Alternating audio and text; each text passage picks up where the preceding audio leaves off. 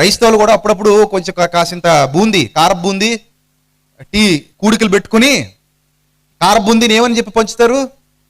పలహారం అని పంచుతారు. ఎక్కడి నుంచి వచ్చింది పలహారం? అది దేవుడిదండి, ఇది దేవుడి పలహారం. కార బూందీ దేవుడి పలహారం. దేవుడు ఏమైనా ఎంగిల్ చేసి ఇచ్చాడా నీకు?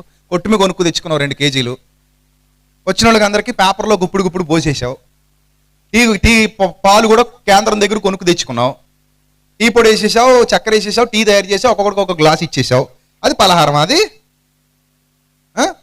ఇంకా గొప్ప విచిత్రం ఏంటంటే కొంతమంది మరియమ్మ బొమ్మ ముందు, యేసుక్రీస్తు బొమ్మ ముందు కూడా పెడుతుంటారు. ఆ పెట్టి పలహారం కళ్ళు కత్తుకుంది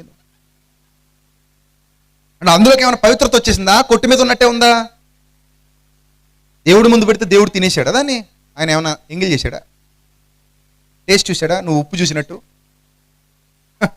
కూర వండేటప్పుడు ఉప్పు చూస్తుంటారు కదా, అందులో ఏముండదు. అది నీ మనస్సాక్షిలో ఉన్నదే తప్ప పదార్థంలో ఏమీ లేదు.